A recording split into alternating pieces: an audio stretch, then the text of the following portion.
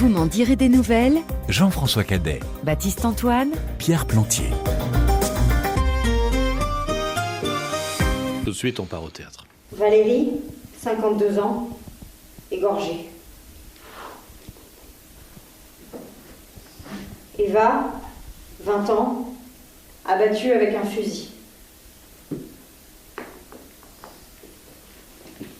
Elena, 50 ans, tuée dans un incendie. Catherine, 46 ans, empoisonnée au mercure. Manon, 22 ans, abattue avec un fusil. Mongia, 73 ans, battue à mort. Magdalena, 29 ans, abattue avec un pistolet. Siem, 18 ans, étouffée. Marie-Camille, 38 ans, abattue avec une arme à feu.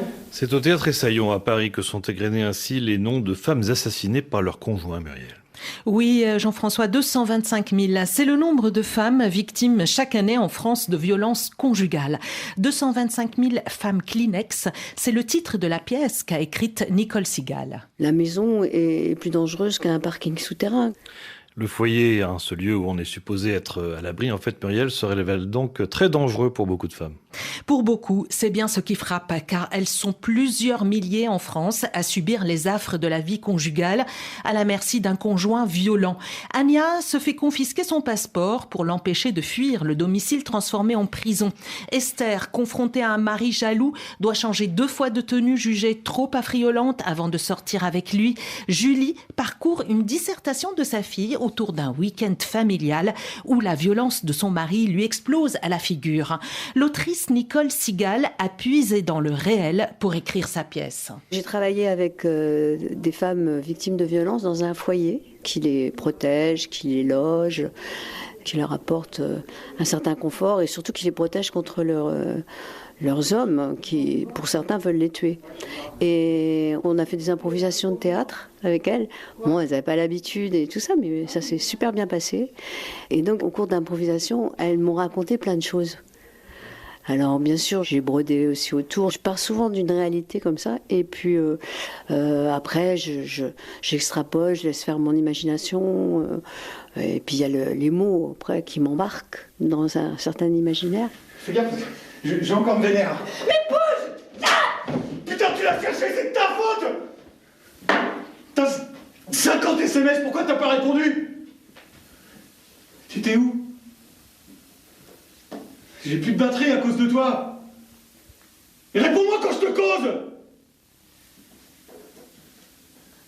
Mais tu dis rien. Bon, on reprend. Votre copine est donc tombée. Oui. Mais elle a les côtes broyées. Bah, c'est-à-dire en tombant à la butée. Se broie pas les côtes en tombant. Non, mais elle a voulu se rattraper à mes étagères de bricolage. Et alors? Continuez, j'ai pas que ça à faire.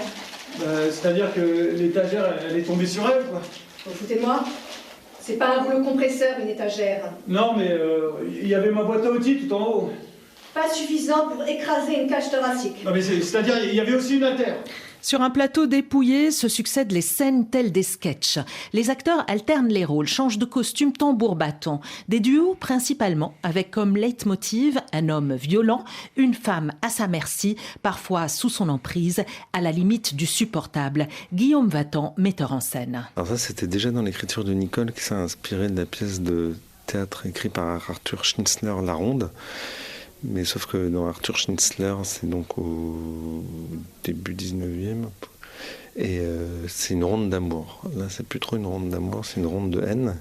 Et elle respecte assez scrupuleusement le code créé par Schnitzler, qui est une scène à chaque fois avec 2 comédiens. Il y en a un qui part, un autre arrive, celui qui était resté repart, et ainsi de suite, ainsi de suite. Sauf que là, c'est intéressant dans le code théâtral, c'est que celui qui part, en général, il part totalement, c'est-à-dire qu'il meurt. Et ensuite, un autre arrive, et ça continue, parce qu'en fait, je trouve que c'est vraiment malin, parce que c'est la spirale de la violence. Et c'est la spirale du couple qui n'arrive pas à se défaire d'un sens comme dans l'autre. Donc un sujet poignant, hein, on l'a compris Muriel, qu'on imagine difficile à rendre sur une scène de théâtre. Est-ce qu'on tombe dans le pathos ? Non, justement, et c'est bien la force de cette pièce qui, un peu plus d'une heure durant, nous embarque dans cette violence conjugale et les féminicides sans jamais verser dans le pathos. Brutalité crue de ces hommes, parfois tellement gratuite qu'elle en est ridicule. On pourrait rire de ces maris si leurs actes n'étaient pas si graves. Un spectacle qui tient aussi grâce au talent des comédiens, de femmes et de hommes, dont Magali Braud, qui fait partie de l'aventure depuis la création de la pièce en 2019. Quand j'ai regardé les chiffres, quand j'ai commencé à parler autour de moi, de me rendre compte à quel point c'était toujours très présent, que ça ne changeait pas, qu'il y avait quelque chose de systémique dans la société, que les gens fermaient les yeux beaucoup là-dessus, qu'il y avait un sexisme ordinaire et une société patriarcale qui contribuait à perpétuer ces choses-là, que les hommes pensent que leur femme leur appartient, qu'on peut se permettre plein de comportements et de violences et que tout ça, et que même des gens que je trouvais intelligents, instruits, pouvaient avoir des remarques qui, je trouvais, entretenaient ça dans la société en général. Et puis je me suis dit, après il y a le Covid, et puis je me suis, en tant que comédienne, il y a un moment où je me suis sentie non essentielle, où vraiment je me suis dit, bon, c'est la première chose il y a une crise, on dit les comédiens, c'est rester chez vous, etc. Et il y a un moment où je me suis dit, effectivement, je ne sauve pas de vie, etc. À quoi je sers dans la société. Et après ce spectacle qui devait renaître grâce à la pugnacité de Guillaume Vatton, je me suis dit, voilà, là, je me sens essentielle à quelque chose. Parce que, oui, je vais pas faire une loi, moi, je vais pas changer ces hommes-là, mais je pense que si les artistes parle de certains sujets, on est là aussi pour ça, et qu'à force d'en parler, d'éveiller les consciences, de faire un choc aux gens, de dire ça existe à côté de chez vous, d'aller, je souhaite qu'on ira dans des écoles, des universités, dans des régions, même dans des prisons, j'en sais rien, mais pour confronter les gens à ça, qu'à force, il y aura une pression de la société pour que des lois évoluent, mettre des sanctions. On peut donc parler d'une pièce utile, Muriel. Utile et réussi à la fois. On en sort chargé et peut-être qu'on ne voit plus ensuite le monde de la même manière. La voisine qui crie parfois le soir et qu'on traite à la légère d'hystérique, ou cette mère, un bleu au visage qu'on croise devant l'école en déposant ses enfants le matin. 225 000 femmes par an victimes de violences conjugales en France. Cela veut dire que cette violence est autour de nous. 225 000, une pièce à découvrir au Théâtre Essaillon à Paris tous les jeudis, vendredis et samedis. Merci Muriel.